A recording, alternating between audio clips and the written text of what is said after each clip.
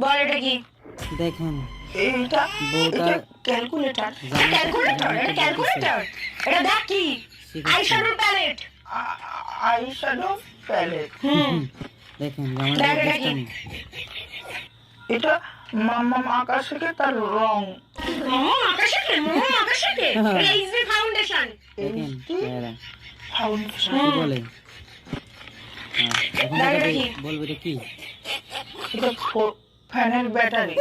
ফ্যানের ব্যাটারি এটা কাউন্সিলর দেখেন করে কাউন্সিলর না কাউন্সিলর। কাউন্সিলর রাখ।